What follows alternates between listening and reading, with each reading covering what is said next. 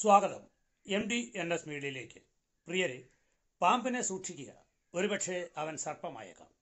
സഭാപിതാവായ വിശുദ്ധ സിപ്രിയാന്റെ വാക്കുകൾ കടമെടുത്താൽ പുറമേ നിന്ന് വരുന്ന ശത്രുവിനെ പ്രതിരോധിക്കാൻ എളുപ്പമാണ്, കാരണം അവനെ നമുക്ക് നേരിട്ട് കണ്ടെത്താൻ കഴിയും.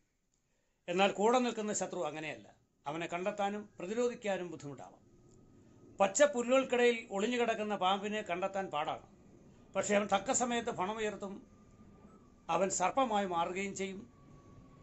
അതുകൊണ്ടാണ് പിതാവായ ദൈവം സർപ്പത്തെക്കുറിച്ച് ഇങ്ങനെ പറഞ്ഞത്, അവൻ കൗശലക്കാരനാണ്. ഉൽപ്പത്തി 3:1 നമുക്കത് കാണാൻ പറ്റും. ഞാനിത് പറഞ്ഞു വന്നത് സിറോ മലബാർ സഭയുടെ പരമാധ്യക്ഷനായിരുന്ന വലിയ മെത്രാപ്പോലിത്ത ആലഞ്ചേരി മാർ ഗീവർഗീസ് മെത്രാപ്പോലിത്തയുടെ രാജിയുമായി ബന്ധപ്പെട്ട വിഷയമാണ്. 2 തവണ വർഷങ്ങൾക്ക് മുമ്പേ അദ്ദേഹം സമർപ്പിച്ച രാജി പരിശുദ്ധ പിതാവിന് അദ്ദേഹത്തോടുള്ള വിശ്വാസവും താല്പര്യവും മൂലം പരിഗണിക്കാതെ സൂക്ഷിച്ചിരിക്കുകയായിരുന്നു. എന്നാൽ വളരെ പെട്ടെന്ന് ഈ രാജി അംഗീകരിക്കുകയും അദ്ദേഹം സ്ഥാനത്യാഗം ചെയ്യുകയും ചെയ്തു. തൊട്ടുപിറകെ തട്ടിൽ പിതാവ് തെരഞ്ഞെടുക്കപ്പെടുകയും ചെയ്തു. ഈ പശ്ചാത്തലത്തിൽ എന്താണ് ഈ രാജി സ്വീകരണത്തിൻ്റെ രഹസ്യമെന്ന് അന്വേഷണം നടത്തിയപ്പോഴാണ് ചില കള്ളക്കളികൾ വെളിച്ചത്ത് വന്നത്. അതായത്, പശ്ചാത്തലം വളരെ ശരിയാണ്. ഗോരഖ്പൂർ പുതിയ പിതാവ് മാത്യു നെല്ലിക്കുന്നേൽ പിതാവിൻ്റെ അഭിഷേകം നടക്കുന്ന സമയം, അതിന് തലേ ദിവസമോ അതിനടുത്ത ദിവസമോ അവിടെ കൂടിയ ഒരു ഊട്ടുസദ്യ.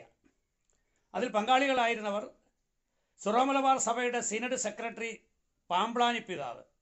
ഞാൻ ഒരിക്കൽ കൂടി എടുത്തു പറയട്ടെ, പാമ്പ്ളാനി പിതാവ് സൂക്ഷിക്കണം.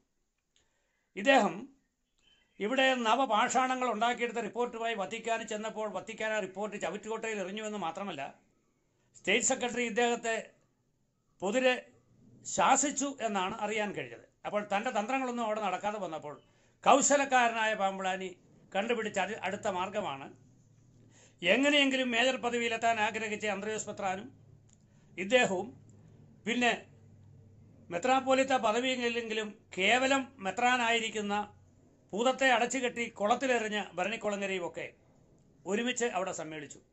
സത്യം പറയട്ടെ, ഈ കൂട്ടത്തിൽ നിർദോഷിയായൊരു പാവം മെത്രാനും ഗതികേടിന് വന്നു പെട്ടു. അദ്ദേഹത്തിൻ്റെ പേര് ഇവിടെ ഉദ്ധരിക്കാൻ ഞാൻ ആഗ്രഹിക്കുന്നില്ല. അദ്ദേഹം ഒരു ഉപദ്രവകാരിയല്ല. ചർച്ചാവേളയിൽ പോലും വെറുതെ വാട്സപ്പിൽ കുത്തിക്കൊണ്ടിരിക്കുന്ന പാവം ഒരു നിരുപദ്രവകാരിയാണ്. സത്യത്തിൽ അദ്ദേഹം അതിൽ പങ്കെടുത്തു പോയി എന്നുള്ളത് കൊണ്ടാണ് അബദ്ധത്താൽ ഈ രഹസ്യം പുറത്തു വന്നത് എന്ന് ഞാൻ കരുതുന്നു. എന്തായാലും അവിടെ നടന്ന ആലോചന ഇങ്ങനെയായിരുന്നു: ഇനിയും ആലഞ്ചേരി പിതാവിനെ മാറ്റാതെ നമുക്കൊരു രക്ഷയില്ല, അതുകൊണ്ട് എങ്ങനെയെങ്കിലും അദ്ദേഹത്തിൻ്റെ രാജി അംഗീകരിപ്പിക്കാനുള്ള തന്ത്രങ്ങൾ ആവിഷ്കരിക്കണം. അതിനുവേണ്ടി അവർ എടുത്ത ഗൂഢാലോചന ഇതാണ്: ഇവിടെ വരാൻ പോകുന്ന 2 ഉത്തരേന്ത്യയിലെ ലത്തീൻ സഭയിലെ മെത്രാപ്പോലിത്തമാരുണ്ട്. അവർക്ക് റോമിൽ വലിയ സ്വാധീനമുള്ളവരാണ്. അവരെ കൊണ്ട് പരിശുദ്ധ സിംഹാസനത്തെ ഇങ്ങനെ ബോധ്യപ്പെടുത്തണം, ആലഞ്ചേരി പിതാവ് രാജിവെച്ചാൽ എറണാകുളത്തെ കുർബാന പ്രശ്നം പരിഹരിക്കും. ഒരിക്കലും സത്യമല്ലാത്തൊരു തീരുമാനമാണത് എടുത്തത്.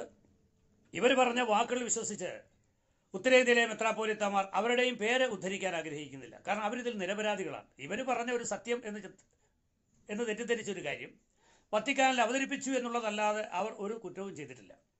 അപ്പോൾ ഇവർ പറഞ്ഞ കാര്യം വിശ്വസിച്ച് വത്തിക്കാൻ രാജി അംഗീകരിക്കുകയും അങ്ങനെ പിതാവ് സ്ഥാനത്യാഗം നടത്തുകയും ചെയ്തു. ഇതാണ് സത്യം. പക്ഷേ എന്ത് പറ്റി? ഇതിന് കുതന്ത്രം ആവിഷ്കരിച്ച 2 പേർ. ഒന്ന് പാമ്പ്ളാനി. ഈശോ പോലും പറഞ്ഞിട്ടുണ്ടല്ലോ, എൻ്റെ കൂടെ പാത്രത്തിൽ കൈയിടുന്നവൻ എന്നെ ഒറ്റിക്കൊടുക്കും. മത്തായി 26:17 മുതൽ 24 വരെയുള്ള പെസഹാചരണ സമയത്ത് നടന്ന സന്ദേശമാണ്. ഇത് മുൻപേ തന്നെ പ്രവാചകൻ പറഞ്ഞിട്ടുണ്ട് സങ്കീർത്തകനിലൂടെ. 55 സങ്കീർത്തൻ്റെ 12, 13 വചനങ്ങൾ പറയുന്നുണ്ട്, ഒരു ശത്രുവല്ല എന്നെ നേരെ കുതികാൽ ഉയർത്തിയത്, കൂടെ ഇരുന്ന ചങ്ങാതിയാണ് എന്നാണ്. കൂട്ടത്തിൽ നിന്ന് കാലിച്ചവിട്ടുന്ന ഇത്തരം സെക്രട്ടറിമാരെ ആ സ്ഥാനത്ത് നിന്ന് മാറ്റിയില്ലെങ്കിൽ സ്നേഹമുള്ള തട്ടിൽ പിതാവെ, അങ്ങേക്ക് പോലും നാളെ പാരയാകാൻ സാധ്യതയുണ്ട്. അതുപോലെ തന്നെ ഭരണിക്കുളങ്ങര, അത് പിന്നെ പ്രത്യേകിച്ച് പരിഗണിക്കേണ്ട കാര്യമില്ല.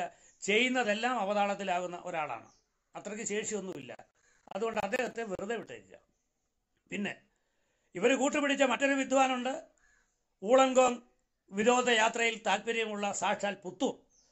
അദ്ദേഹത്തെയും ഇപ്പോൾ ഇരിക്കുന്ന സ്ഥാനത്ത് നിന്ന് ഒഴിവാക്കിയില്ലെങ്കിൽ അത് സഭയ്ക്ക് പാരയായി മാറാൻ സാധ്യതയുണ്ട്. പാമ്പ്ളാനിയാണെങ്കിൽ തലശ്ശേരി അതിരൂപതയുടെ കീഴിലുള്ള നല്ലൊരു സെമിനാരി അത് കുളം തോണ്ടിക്കൊണ്ടിരിക്കുകയാണ്. തൻ്റെ കൂടെ പഠിച്ചു എന്നുള്ള ഒറ്റ കാരണത്താൽ വിമത പാഷാണത്തെ പിടിച്ച് അവിടെ റക്ടറാക്കി വെച്ചു, ആരുടെയും അഭിപ്രായം ചോദിക്കാതെ സ്വേച്ഛാപരമായി. അത് സെമിനാരിയുടെ പതനത്തിന് തന്നെ കാരണമായി മാറാൻ സാധ്യതയുണ്ട്.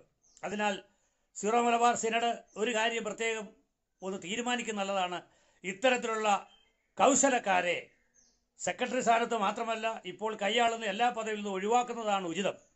പുത്തൂരിനെ യാതൊരു കാരണവശാലും തലപ്പത്ത് വയ്ക്കരുത്. ഈ അടുത്തിടയ്ക്ക് ഒരു ത്രിമൂർത്തികളുടെ സംഘം ഉണ്ടാക്കിയിട്ടുണ്ട് എന്ന് കേട്ടു. അതിൽ ഒരാൾ മാത്രമേ ദൈവഭയമുള്ള ആളുള്ളൂ എന്നും മറ്റൊന്ന് പാമ്പ്ളാനിയും പുത്തൂരുമാണെന്നും കേൾക്കുന്നു. എങ്കിൽ ഇത് സഭയ്ക്ക് കണ്ടകോടാലിയാകാൻ സാധ്യതയുണ്ട്. അതിനാൽ ദയവായി ഇവരുടെ അന്വേഷണ റിപ്പോർട്ടുകൾ പരിഗണിക്കരുത് എന്ന് വിനയപുരസരം അപേക്ഷിക്കുന്നതോടൊപ്പം തൽസ്ഥാനങ്ങളിൽ നിന്ന് ഇവരെ അടിയന്തരമായി നീക്കം ചെയ്യണമെന്നും വിനയപുരസരം അപേക്ഷിച്ചുകൊണ്ട് വിരമിക്കുന്നു. നന്ദി, നമസ്കാരം.